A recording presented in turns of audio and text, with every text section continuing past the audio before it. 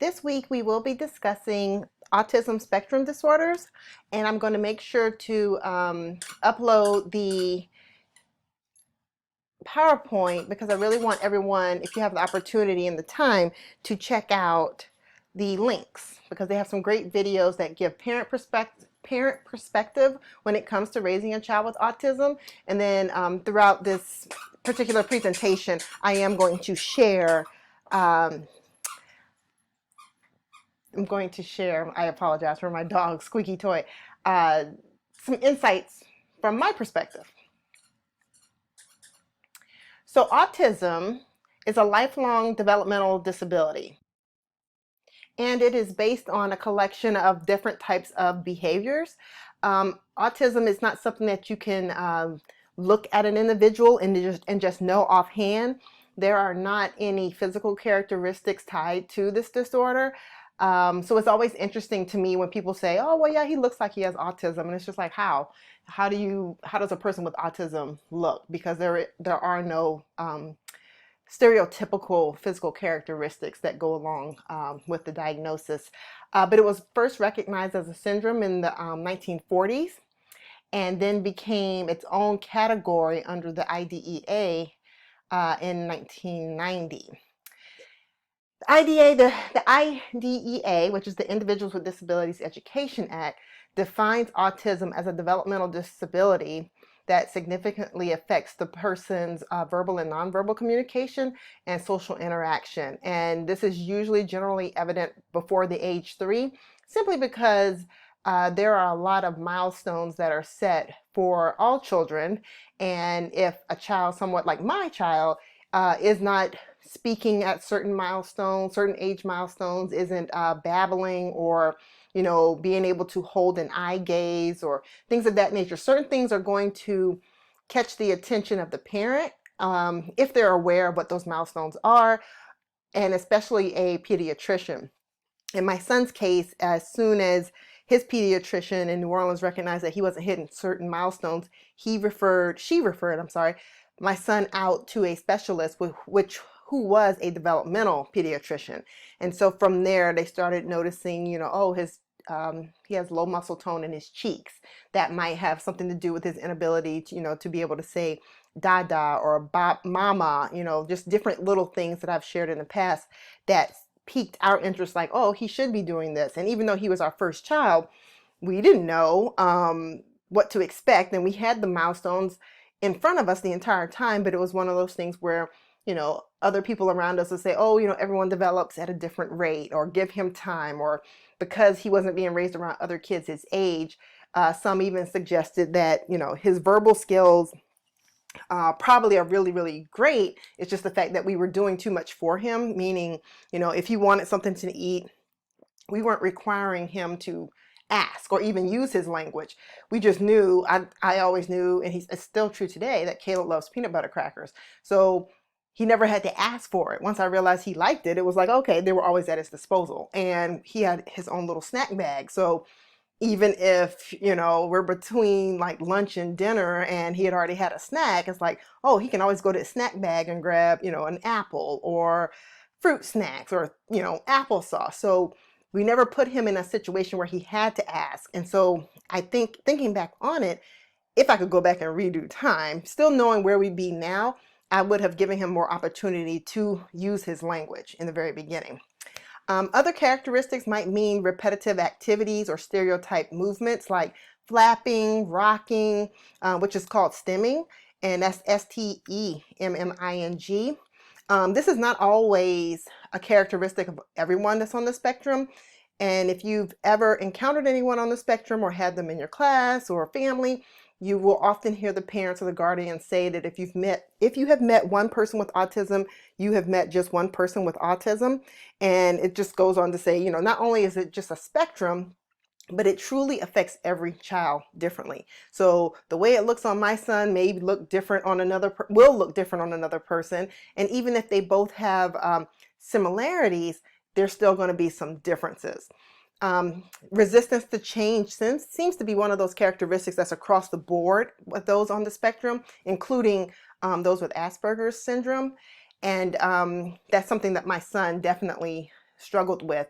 And although he's gotten better with change, he still struggles with transition. So sometimes people will think, oh, change, meaning, I used to live here, but now I live here, or I was in Miss Brown's class, now I'm in Miss Johnson's class. It's like, no, even transitions, getting up out of bed, transitioning to brushing teeth, to just like that routine. So it's important that depending on how the autism looks on the individual, that you're aware of how they handle change and transitions.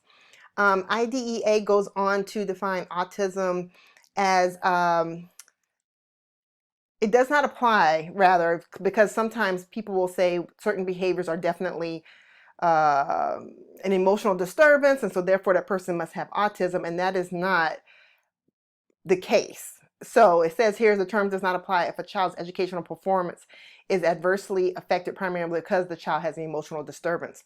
That doesn't necessarily mean they have autism.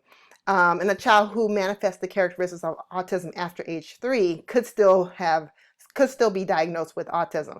So in the very beginning, my son was diagnosed with delayed speech disorder. And so we never did hear the word autism until we got to Jacksonville, Florida. We were stationed in Jacksonville. And while we were in Dallas, his developmental pediatrician there and psychologist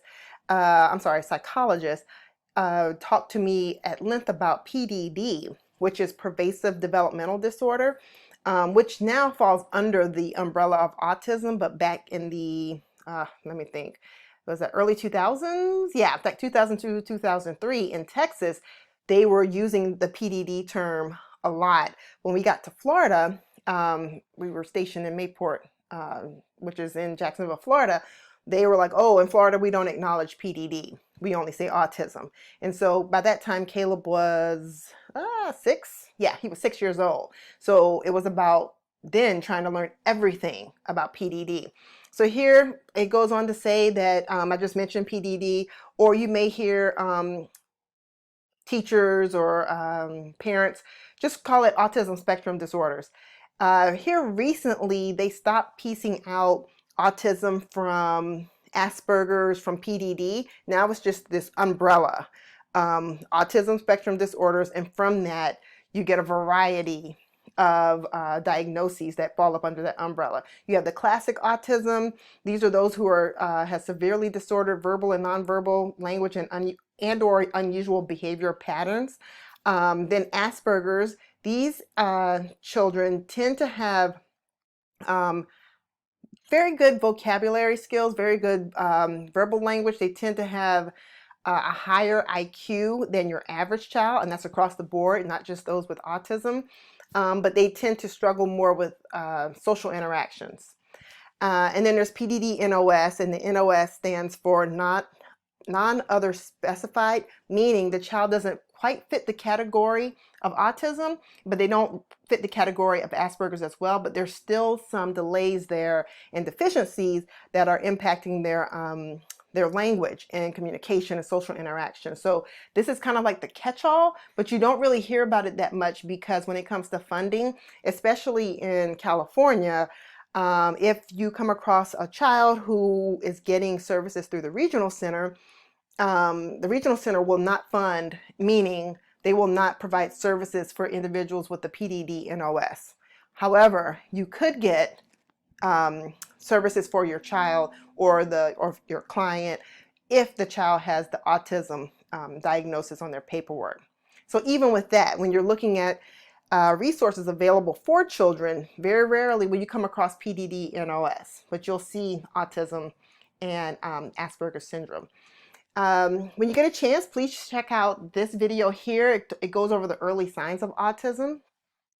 And then from there, you'll have some insight. Once again, if you work in a child care facility, or if you have a child or someone in your family, just some different ways that you can kind of look for certain things. I think as society has become more aware of the needs of individuals with autism, people are definitely talking about it more. They're more open about it. Parents are feeling more comfortable having their kids out in social settings because even organizations are now approaching their own environment because they want their own environment differently because they want all families to feel included. Let's see. So individuals with autism often demonstrate unusual patterns of learning, speech, and behavior. And, spectrum, think of a rainbow. You can look at it at any point and catch different colors. Same thing with the spectrum of those with autism. Great variability, and the intensity is going to look different on each child as well. Cognitive characteristics, it's all over the place, meaning all levels of intellectual ability. And the mod severe individuals, those who are moderately to severely affected by autism, they may benefit from a focus on areas of communication, socialization, and generalization, which we've talked about in the last few weeks.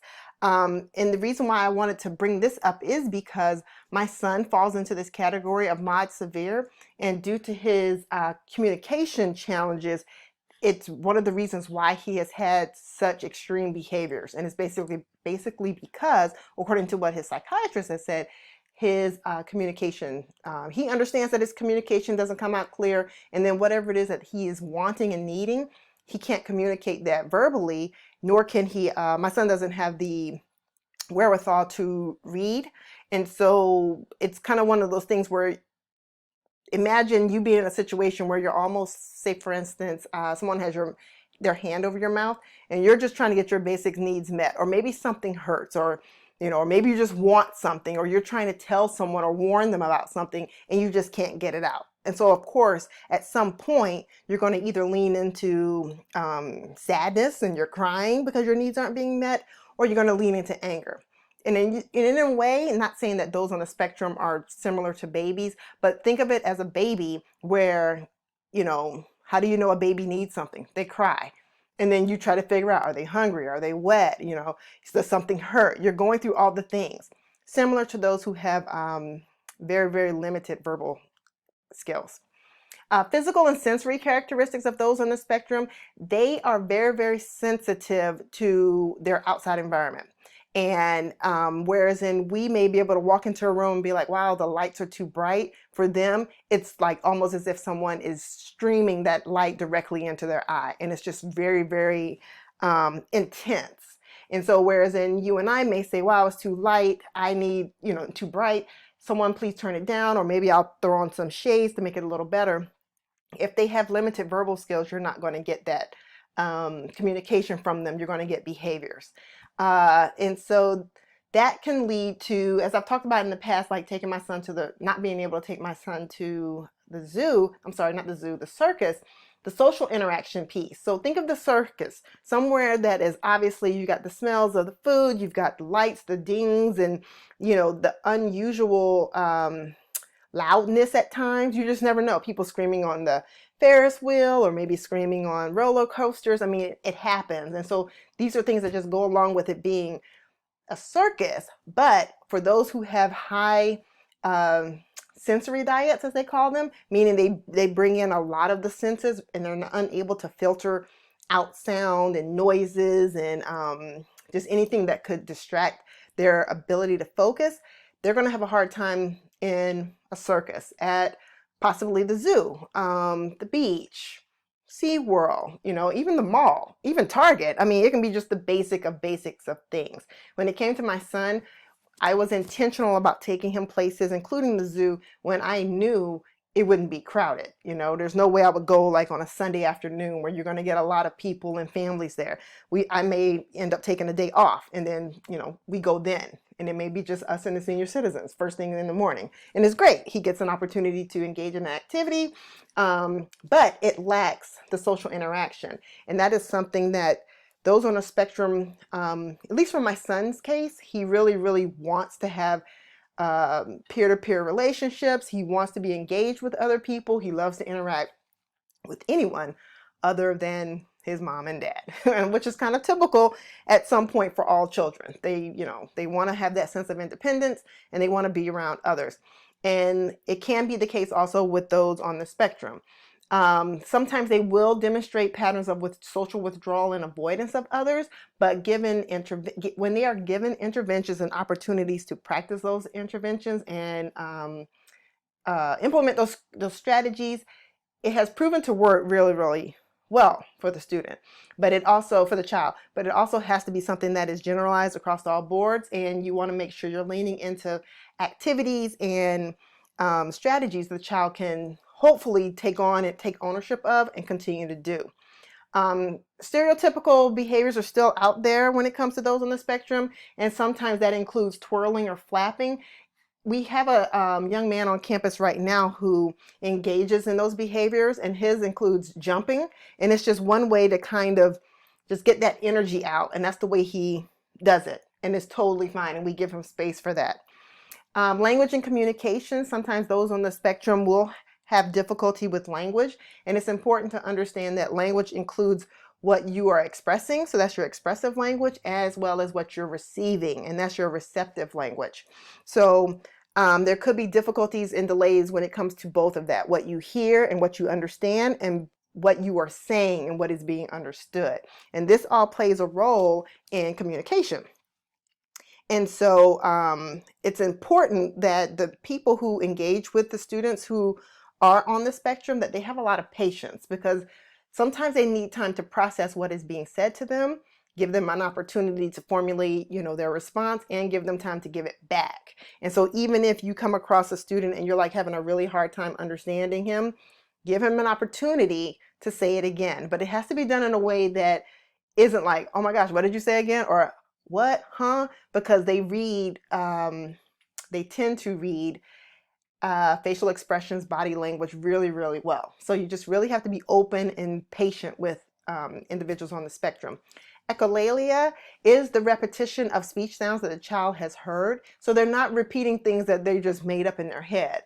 If they've heard someone say, spaghetti, they may, repeat parts of the syllables of that particular phrase until they're able to get you to understand that they're saying spaghetti. In my son's case, he can't say the sp, that consonant blend. So when he wants spaghetti, he leans into what's easy for him to say, which is getty. We know that getty means Caleb wants spaghetti. Let's see. And so then behaviors. Similar to autism spectrum disorders, the behaviors also can run the gamut. And sometimes those behaviors can be social withdrawal. And a lot of times people will think, oh, behaviors means something that's disturbing, something's bad. Social withdrawal can be seen as disturbing as bad as well, but it's also to pay attention to it, because sometimes people will think, oh yeah, he's such a good kid, he's just really quiet, he likes being alone. Well, maybe he's genuinely sad.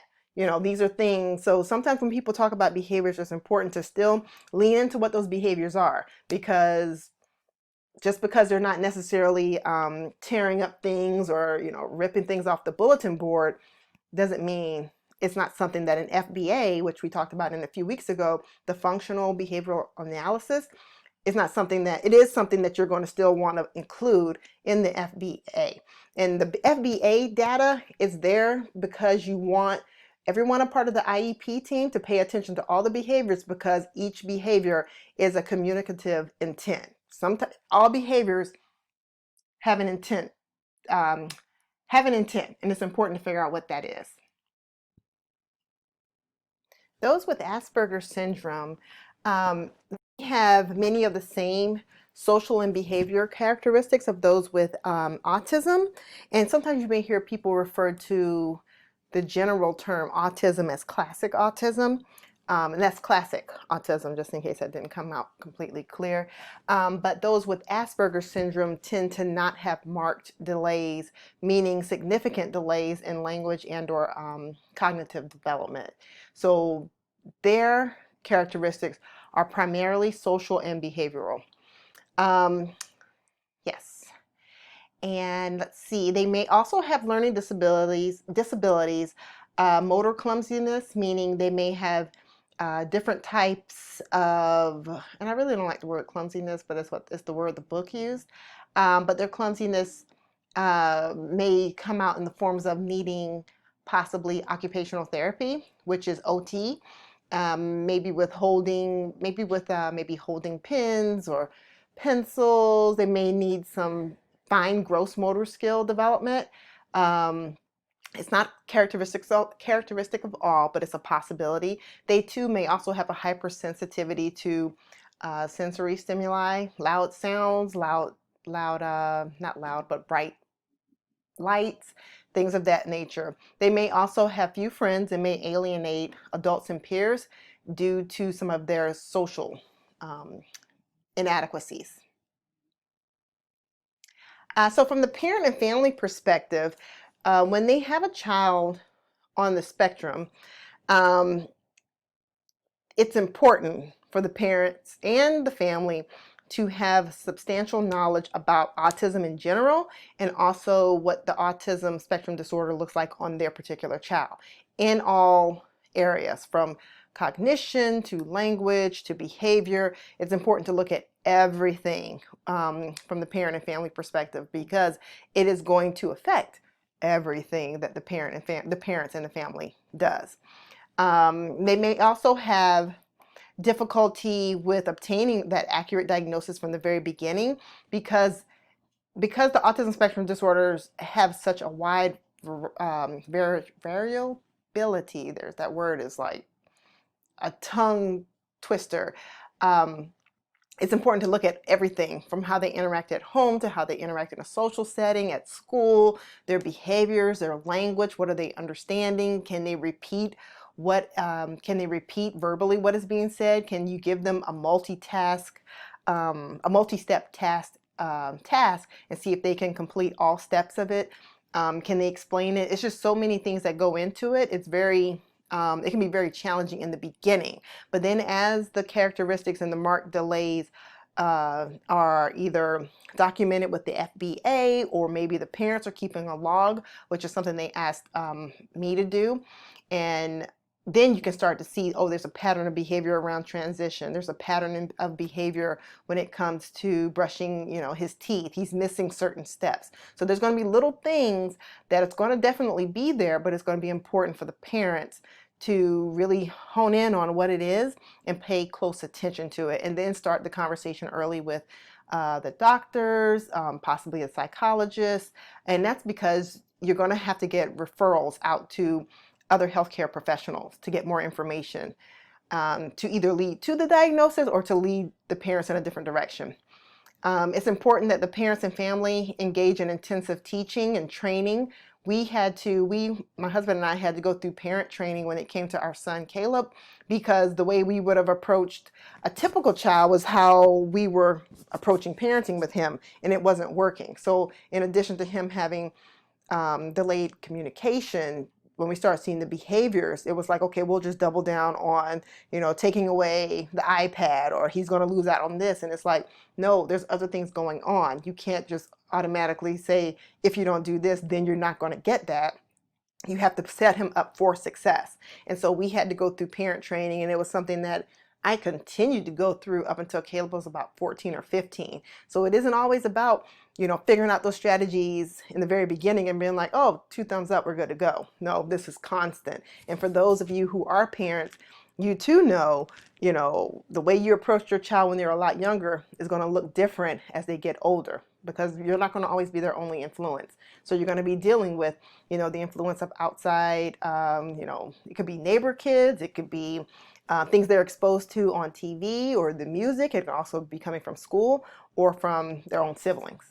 Project Teach is a great resource that's also available, and it helps build a close relationship between the families and professionals.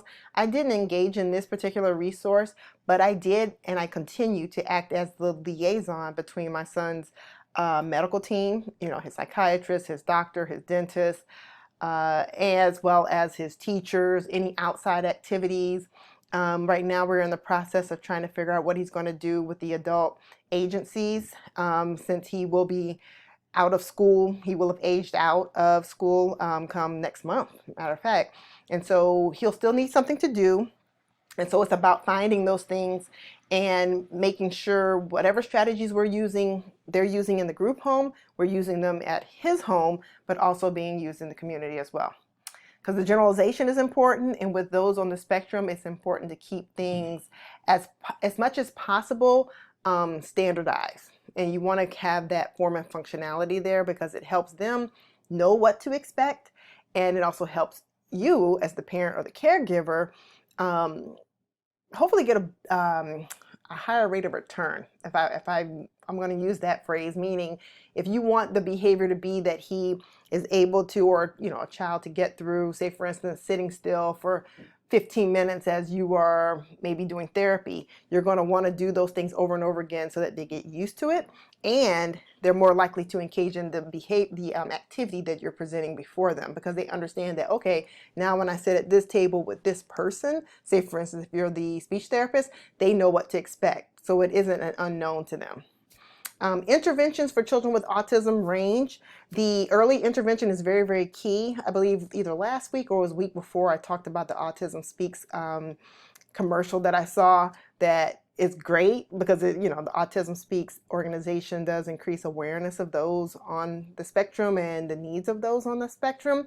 But I was a little annoyed with the fact that, I forget the little guy's name in the commercial, but it basically made it seem like the little kid was just basically saying, oh, something's not quite right with me. I went and got checked out, and now I'm getting help because and now I found out I have autism. And it's like, yeah, it doesn't happen that easily, only if, ABA is applied behavioral analysis. Behavior analysis. It is a wildly successful approach to it. It can be very expensive. It has gotten to the point where now most insurance companies do pick it up, but there's usually a wait list. There's a shortage of ABA therapists. It is something that is widely used in San Diego. And if you are a person who's looking for work right now, they are always, when I say they, I mean agencies that provide ABA therapy, are always looking for behavioral specialists. And these are people who are trained to work with individuals with autism, usually in the home or in the community. And so you'll be assigned, say for instance, a caseload of students. And so you have different days and you go and meet with certain students. They may bring in my case, they brought in 2 ABA therapists. One worked directly with Caleb, one worked with me and my husband. So that way when we engage with Caleb, we felt adequately trained to approach the strategies that his therapist was implementing in therapy. It does take a while, and when I say a while, I mean it could take 6 to 9 months before you even start to see progress. And so, there again lies the patience. One thing that we did do when it came to ABA, to go back really quick to this slide, because my son was already having behaviors where he was threatening to hit objects or throwing things or yelling or screaming things like, ow, you're hurting me, even though nobody was touching him.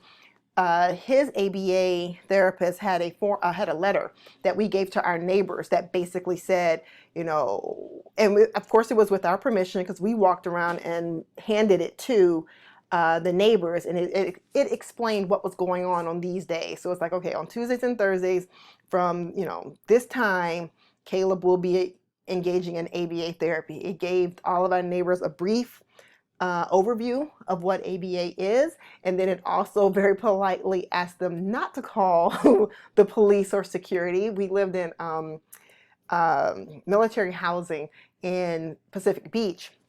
And so we have our own security system that kind of patrols at random times, and we didn't want anyone to think we were actually hurting him. And the therapist went on in the letter to talk about, there will probably be a spike in his behaviors because this is typically what he's doing, and now ABA is going to try and strategize and tackle it. And so there will be an increase, but please understand we are working with him. We appreciate your patience.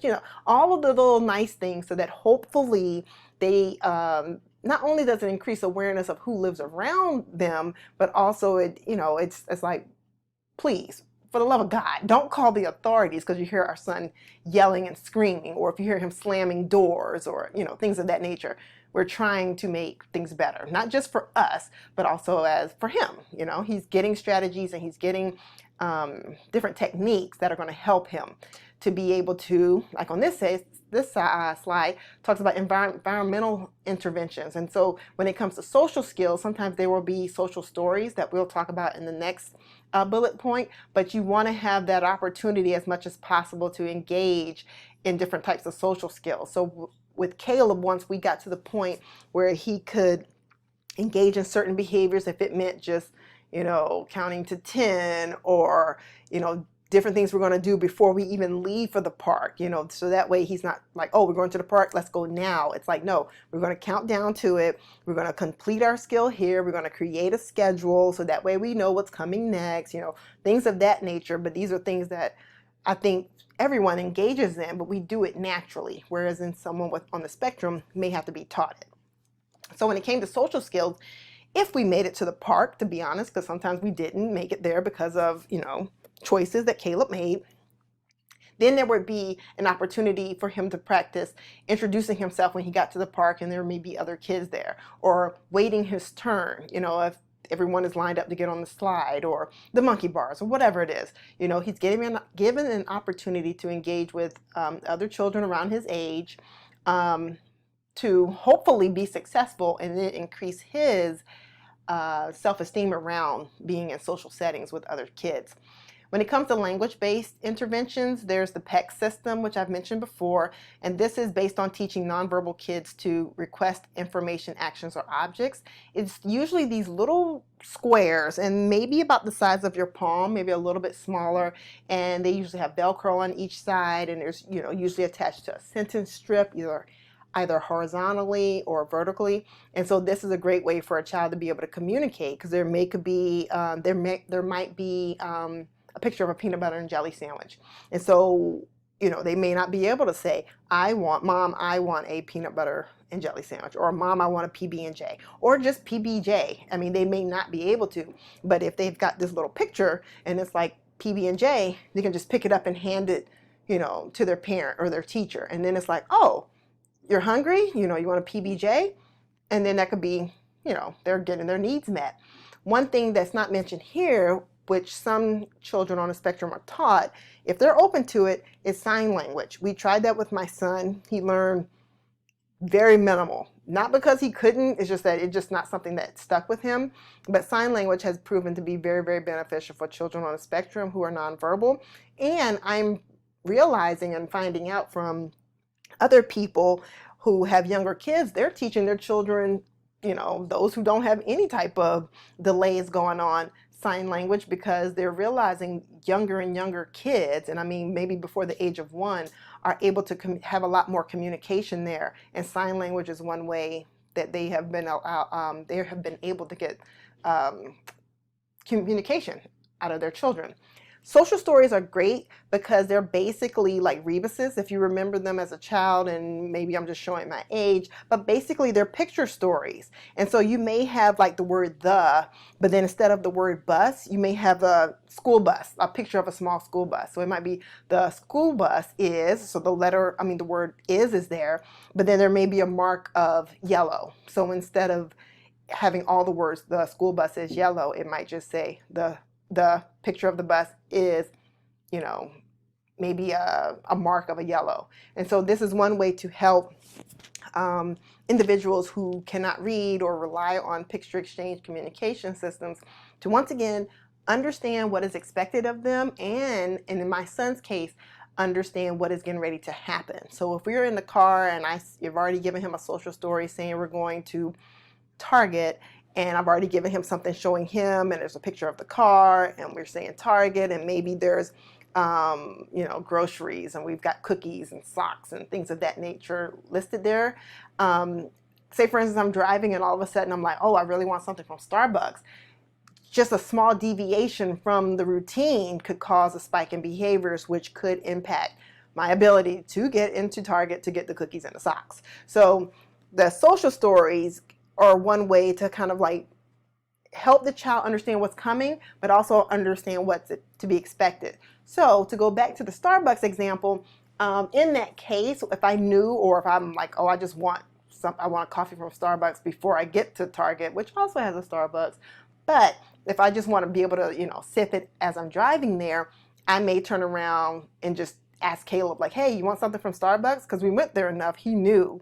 And if he, was like, yeah, then I'm like, well, cool. You want to stop now or you want to stop after target? And so I would give him some of that control. And for my son, it helped because then he felt like he was a part of the process and it helped him start to process. And there were times where he said no or flat out, later or, things of that nature. And so I would kind of just lean into that. And then there was other times where I'm like, hey, we're going to stop by Starbucks. Do you want anything? So in that case, I'm letting him know, oh, hey, we're going to Starbucks. And do you want something? So he's getting something out of it versus me just rolling through the drive-through and he doesn't get anything. Visual supports can include visual modeling. My son has done well with video modeling because he likes to repeat, as I've shared in past weeks, what other kids his age are doing. So when we wanted him to kind of engage in more activities that were appropriate for his age, he was really into Barney when he was a lot younger, and he continued to be into Barney as he was 8 and 9. From my perspective, not saying anything's wrong with Barney, I didn't think it was appropriate for him really, once he got into kindergarten, to be really past 4, into Barney. And so we gave him a video and it showed a kid around his age going to the comic book store and how he felt like it was really cool about comic books. And so just that small video, and it piqued Caleb's interest, and then all of a sudden Barney was no longer a thing and he was into comic books. And of course I ate that up because I was like, great, we're finally leaving the kiddie stuff alone and we're leaning into things that are appropriate for an 8 and 9-year-old to be engaging in. So this is basically autism. I made sure to go over things that are definitely on the quiz that's due by tomorrow night. And let's see what else. And also talked about just how in general autism is truly a spectrum disorder, and it's important to have a good understanding of what skills the child has, as well as what skills the child needs to work on. But it has to be in all areas, from language to environment to visual supports if that's necessary. You definitely want to find out what behaviors are there, and not just disruptive behaviors, all behaviors. And that concludes Chapter 9